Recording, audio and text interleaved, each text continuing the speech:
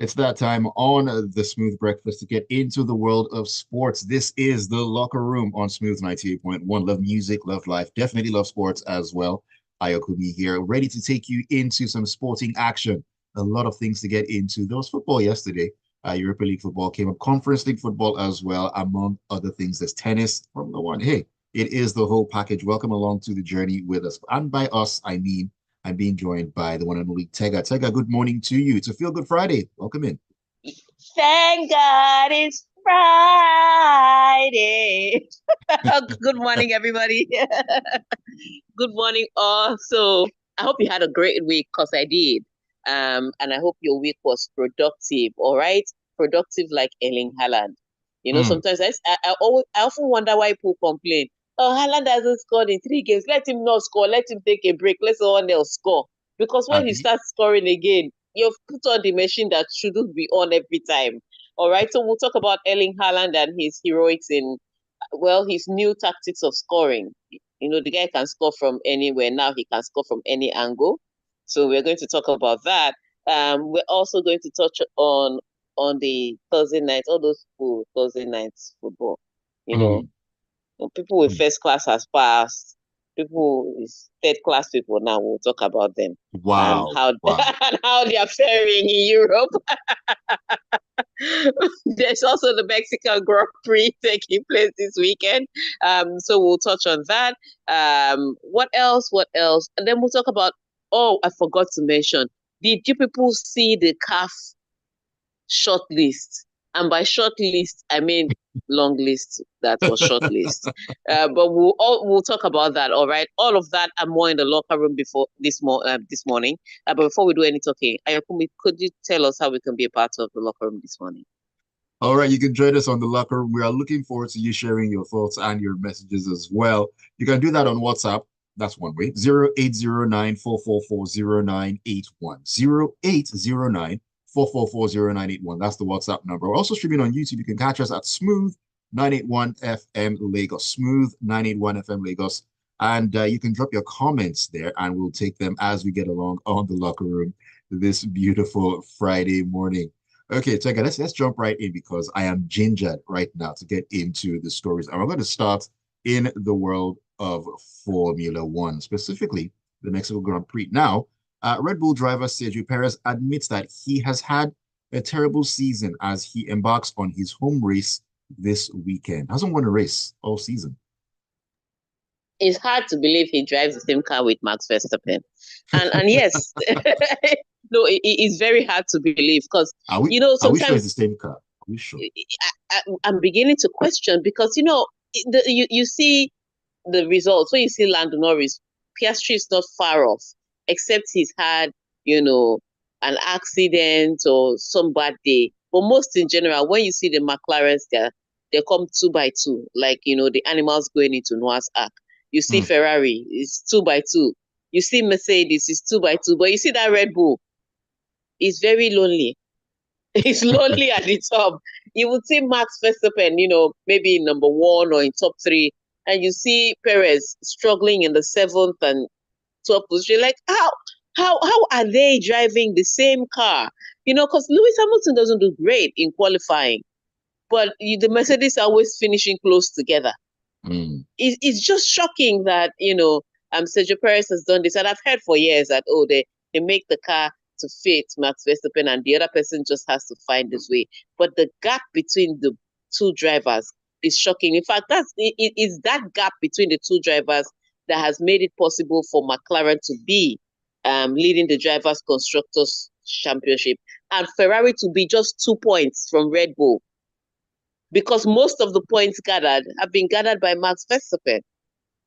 So yes, it's been a horrible season for Sergio Perez, and I will be surprised if you know Red Bull doesn't play. Remember how they replaced Daniel Ricciardo sharp sharp with Lawson Right, right. midway through the season. They will not play. He can wake up one morning and his seat and his girl is gone. If you think I'm lying, ask Daniel Kvyat. Should be Max Verstappen is with his seat and his girlfriend. But that's a story for another day. So it's been a horrible season. But this weekend they are at the Mexican Grand Prix. This is a home race for him. most of the fans coming out will be chanting his name, wearing something that shows their loyalty or their closeness to Solidarity. him, their solidarity. Oh, you got the word from me. Thank you. Their solidarity to him. So I think that may help him, be comfortable at home and may ginger him. Or it may now become another pressure. You know how it is.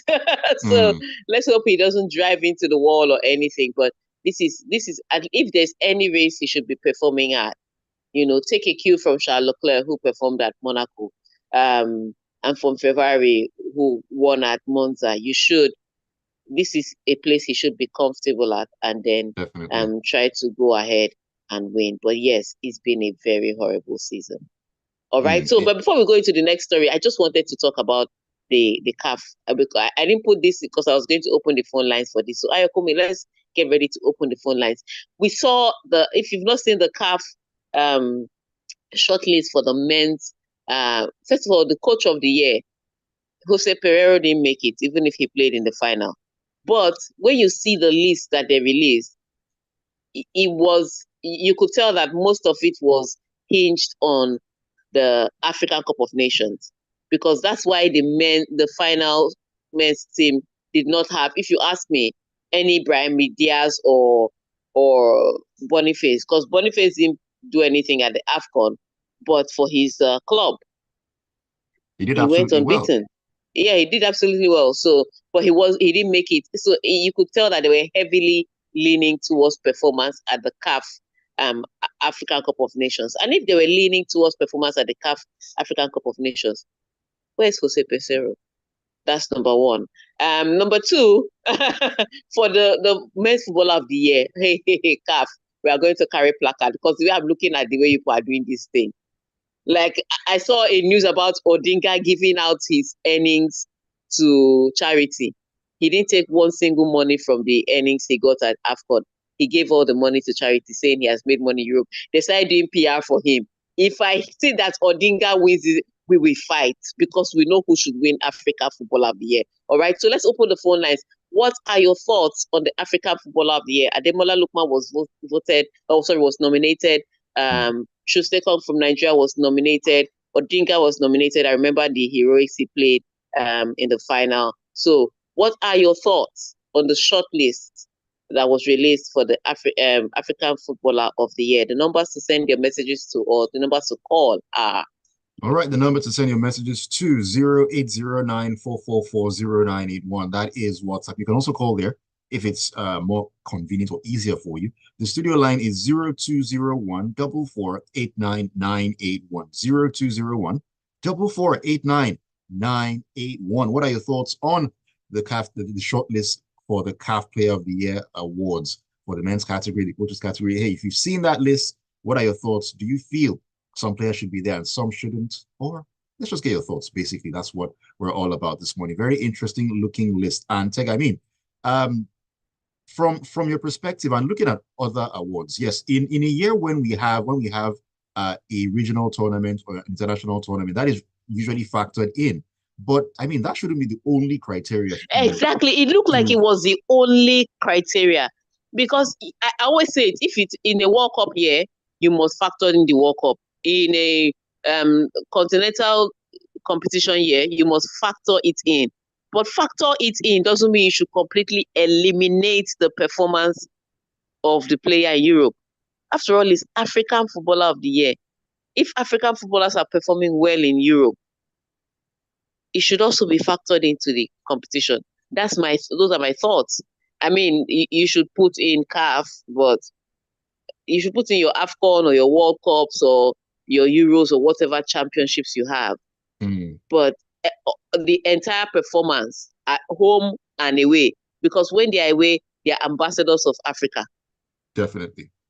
So you should put, when they are home, they are heroes of Africa. So put in everything. So, but you could tell when you look at this list, they were leaning heavily towards AFCON. Heavily. So, all And right, let's take your thoughts. and it's so funny because there's only one Ivorian on this list from what I can see. That's Simon and they Adingra. are Looking at and the they are fact that Cote pushing d'Ivoire him. won the Nations Cup. So, Yeah, but you anyways. remember how Cote d'Ivoire won the Nations Cup? They were already on the bus home. Then they stopped. Then they stopped them and said, okay, we forgive you. Come back and play. And that's how they went on to win it. It wasn't a. It was an astonishing result, but it wasn't a fantastic performance. I don't know how else to say. The only match they really played was the final. Interesting. And Well, that's where Adingra stood out. So, but I don't like all the PR pieces I'm seeing. He gave all his money to charity, and then what should we do? We should give him award as reward, my friend. All right, so let's take your thoughts. What do you think about the CAF African Cup, the CAF Player of the Year list that was released, the coaches and the men's side? All right, let's take your thoughts. Before we do that, let's take some more stories, or yes, while we wait for the messages. Indeed, let's take some more stories, and we're going to talk tennis right now. Five-time singles major champion Maria Sharapova and American twins Bob and Mike Bryan, who formed the most successful doubles team in history, were named to the International Tennis Hall of Fame's class of 2025, organizers said on Thursday. Yes, and you know why I took this story. I will say it every day of the week. Let me leave the other part of that statement. Why is Sharapova there? Five-time singles major champion now. Look, let me tell you. I think that once a player has been caught with doping, and in the manner she was caught in, there are different kinds. There's one that you can tell that, when you see the quantity of the substance, you can say, okay, there probably was a mistake. Maybe they took the wrong paracetamol, there's probably a mistake. But when somebody was deliberately, she was taking meldonium for asthma that she did not have. Yeah, because it's used to treat asthma, and she was taking it for, and we don't know that she has asthma. She didn't record that she has asthma, only for them to ban the substance, and then she didn't know that it was banned, and she continued taking it. So this was deliberate ingestion of a banned substance. Why is her name there? So, look, I will never, Bob and Mike Bryan, every day of the week, nominate them. They had the best, and it was just the best combo. One of them was, I can't remember if it was Bob that was left-handed and Mike that was right-handed. So they were giving you tag team. It was a whole package.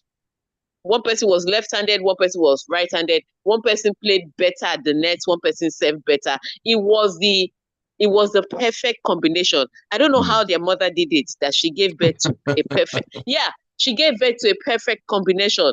Now one person will be left-handed, one person will be right-handed, one person will be good at the net, one person will be good from the baseline.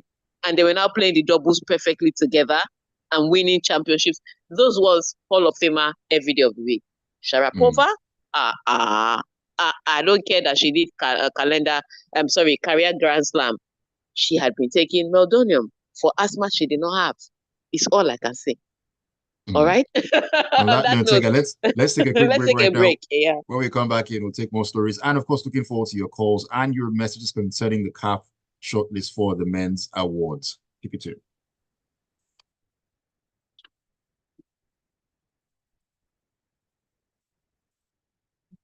Everything these days is politics now. Yeah, no, they had been pushing her that's why they kept pushing that there was a rivalry between her and Serena. Rivalry that they were beating you, Tonton. On a regular. Every day they were beating you. On a regular. I think that rivalry was 14-2, head to head, or something equally ridiculous. Like she had, apart from that one win she had against Serena, after that, after Serena cried in the locker room, Serena said never again, and just continued beating the girl for that one win. Beating her senselessly, and they still push it like a rivalry. Pushed her like the face of tennis. Because not fine girl now, why? I keep saying it. Beauty, looks will get you many places that sometimes brain will not get you. Sometimes. This lie. Because a lot of times they don't require you to open your mouth. At all, you see it happen time and time again. Exactly, but they can see your beauty from afar off.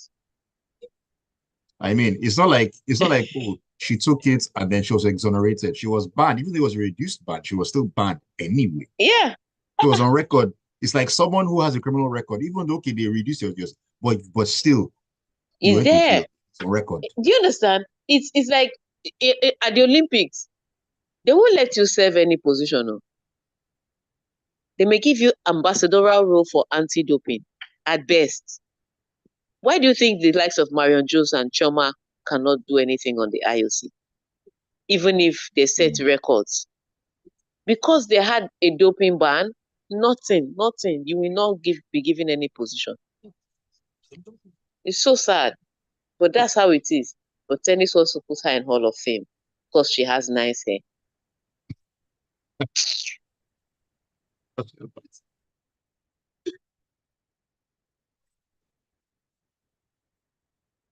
Oh my goodness, let's jump back in.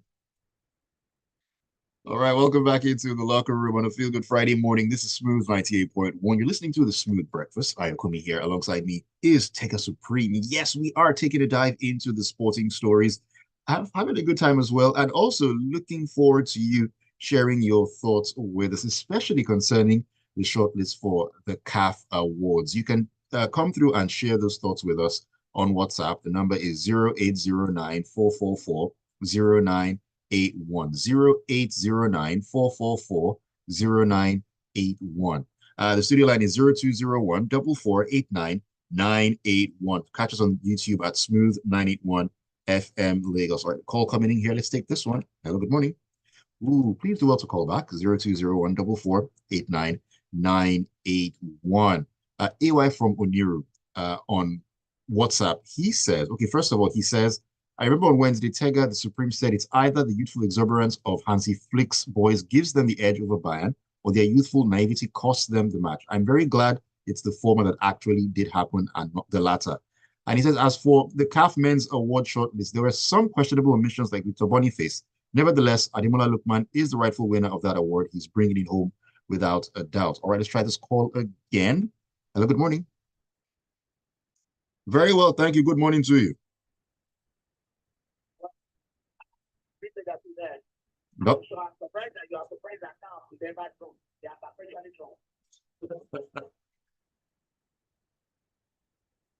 I'm not surprised. I'm just shouting out now first. Abu Trika.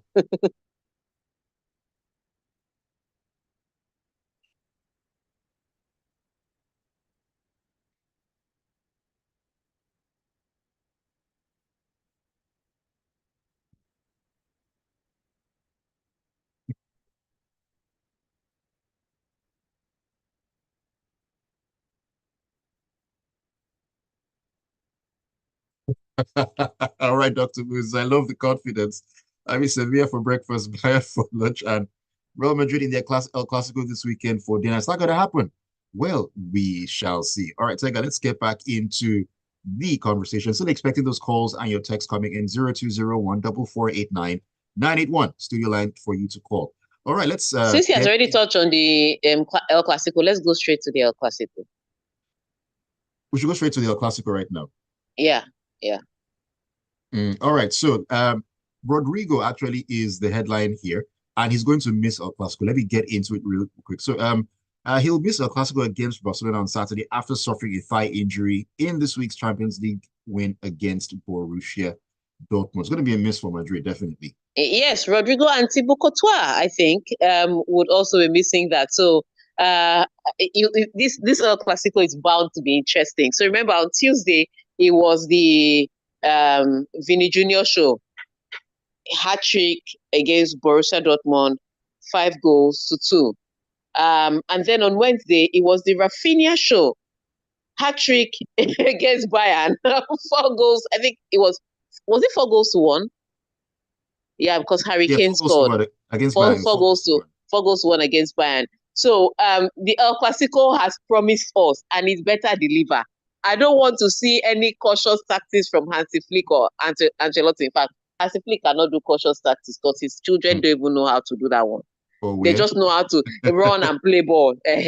So it's going to be one of the most interesting El Clasicos we've seen in recent time if we are going by the form of those players. Ironically, Brazil is not doing so well. as a national team, but somehow their players are faring well all around the world. It's giving me Ghanaian vibes. But it is Wow. a very, it's going to be a very interesting one. I remember last season, it looked like it was going to be interesting, and then Barcelona scored the goal before Jude Bellingham took over. And then also Real Madrid now went on to win the second one. I think Barcelona went downhill from there. But this season, it's not looking like it is the same way. So let's see how it pans out. Will Mbappe step up in this first Clasico? Is Vini Jr. going to continue pushing for the Ballon d'Or that a lot of people say he has already won? Would Jude Bellingham finally show us the goal scoring form that he brought last season? Or will Hansi Flick's babies just take over the show? And Hansi Flick has a pensioner up front in Lewandowski, who has also been scoring, but it's really the kids running around in the midfield. The likes of Gavi that are back, Pedri, Kopasi, Lamine Yamal. It's all these young lads running around that is really making Barcelona as fluid as they are. So it's going to be interesting to see. Again, like I said on Wednesday, is it the youthful exuberance of the young children that are going to come through, or the experience of Real Madrid that will come through? But whatever it is, Clasico is going to be late. Don't miss it. Definitely going to be late. And talking about big games coming up in Europe, there is one coming up in the English Premier League this weekend. Heavyweights are going to be meeting at the Emirates. Arsenal host Liverpool in a massive Premier League match on Super Sunday, and Paul Merson believes the Gunners' title hopes are over if they lose. How now? Haven't even played 10 I games don't this think so. season. Calm down now, Paul. I think it's too early. But he's talking about the gap that could be built, and once that gap is built, it will make it harder for teams. But look, I've seen teams come back from the 8-point gap to go on and win the Premier League. So any gap before November shouldn't be counted as a gap. Just leave it. Anything can happen between November and March. So I don't think that if the Gunners lose against Liverpool, that they are out of the title race. But I do think that it can cause a huge dent psychologically to the team. That that's what it is. It's a psychological, it's a mental warfare, and I've always questioned Arsenal's mental warfare. So if they do lose against Liverpool, is that mental warfare that it will be? But what it is this is setting up to be a huge showdown, especially for Arsenal with all the people that are missing. Saliba is not going to be playing. Remember, he picked up that red card. There's no Saka. Right. Saka is not back yet. There's no Odegaard still. So you saw their game midweek in the Champions League. It was flat because they just didn't have that creative flair. You go over to the Liverpool side where they are running amok, creating chances with every possession that they have. So you're going to wonder what kind of heroics do you expect, David Raya to pull up on a day, and how much cover really can Gabriel give the Arsenal defense? And that is what it may come down to, the expressive, expansive football of Arne Slot against Mikel Arteta's, solid defense or dark arts when it comes to when it comes to defending in the Premier League, and that's what it will come down to. So this is going to be tight. I think Liverpool just may shade it because Arsenal struggles to keep a clean sheet, especially when they're going to be peppered. I think Liverpool may shade it, but this is football and anything can happen. So what are your thoughts? Do you think Arsenal are going to be able to get one over Liverpool, or do you think Liverpool will win this Super Sunday match? Numbers again to send your messages to are. The numbers to send messages to are 0809 444 0981. That's on WhatsApp. 0201 4489 981. That is the studio line. A couple of messages already coming through. Tega, do you want to take some right now?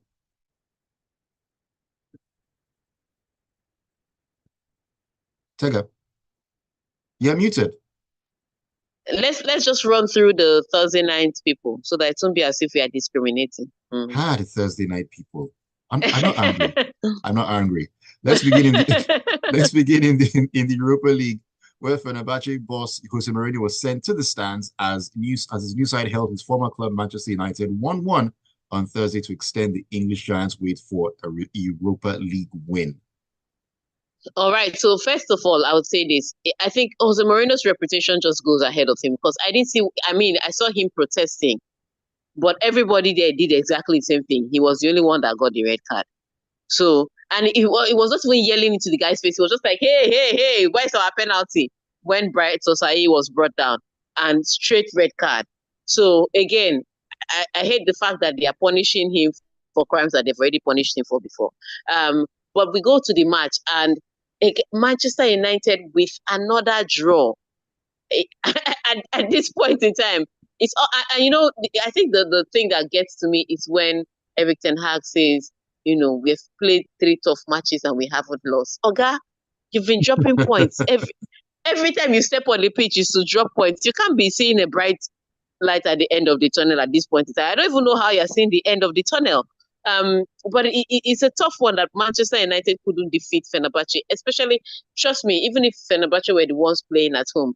Fenerbahce is a team filled with old legs. And you could see it when, you know, the Manchester United wingers were running at Fenerbahce.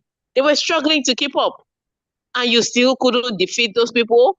You know, I blame Rashford. There was this club after Manchester United went ahead. I thought Rashford could have scored the opportunity that came to him. He missed it. I blame Holland when he had that one-on-one, when he had dribbled one defender and he got to face the goalkeeper and he made a back pass. I'm like, why would you play so brilliantly only to finish off like that? You know, there were opportunities that Manchester United could have won, but ultimately the buck stops at the coach's desk. And so it's a tough one for Manchester United. For Fenerbahce, they'd be happy to get away with one, but for Manchester United, another draw. Another draw? Wow. All right. Also, yesterday, Chelsea was in action in the Conference League. And of course, they had a good day in their own match. I wanted to even lead from Manchester United to West Ham because this weekend, Manchester United will face West Ham. So it's going to be an interesting one.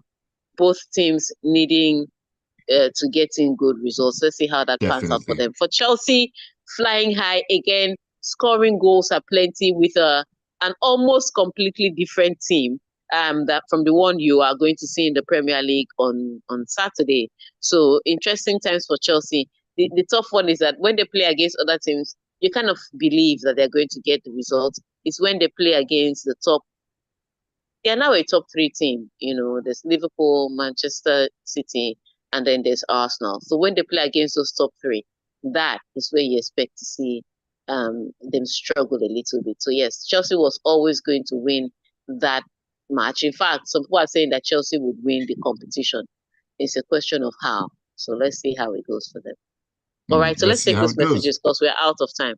Indeed. Mohammed says, okay, this is for you, Tega. He says, I should ask you if you are a Gen Z because of your cancel culture mentality. And he says, your own is, just to ban everyone and everything. And you probably ban Maradona if he were alive. I think he's referring to the whole Maria Sharapova. Yes, I know he's referring to Maria Sharapova because I don't like people that dope. I don't like doping. I do not like doping. Look, do not celebrate her. It's simple. I like the IOC rules. When they catch you doping, they don't give you any position again. It's goodbye and God bless. Ask Marion Jones. With all that she's doing now. IOC has not called her once. So it's not necessarily a cancel culture. It's just don't celebrate bad behavior. It's that simple. And yes, I would have banned Maradona. All right. Categorically. Emeka says, I think Trust Ekong has a good chance of winning it as he won player of the AFCON tournament. Ademola Lookman has a good chance if you look at his goals, AFCON, and now add Europa League final hat-trick. That one can't be ignored. As for United fans calling for the sack of Ten Hag, they should consider this global economic harsh times. How do we want him and his family to cope? His kids will be fine. Shidi says, concerning the CAF nominations, Ademola Lookman is surely clinching the award, but there are some omitted nominations like Youssef El Nasiri and Brahim Diaz of Morocco. Tayo says, with the number of drug tests Maria failed, you're doubting why she's famous. Tega, it's called animal farmism for a reason. If he likes, let him give me the AFCON bonus. I know, send that message. If Lukman doesn't win, I wash my hands from African football politics because it would be worse than the Libya treatment. On YouTube, Abiodun Bisheson says, no matter how they want to use PR to slice or dice the CAF award for men, Lookman, it is. Barca on a run, annihilated Bayern, Real Madrid next. Kosi Cole says, let's just be prepared for haram ball at its finest from our London brothers without Saliba and Cala Fury. LK says, Thursday night people, God will do it for us. Tega, God will do it for us. That's what I would say on that matter. All right. And on that note, we want to thank you for sending me your messages through WhatsApp. For your phone calls, we also want to thank you for streaming us live on YouTube and sending me your messages there, and for tuning into Smooth 98.1 FM to listen to the locker room. Till we come your way again on Monday, pray that your club is not fodder for banter. On that note, have a great weekend. Have a great weekend, Tega, and thank you as always, Vegas. Thank you for also joining in. Keep it tuned to Smooth 98.1, your love music, love live station, more beat music coming your way. It's a feel good Friday. But enjoy.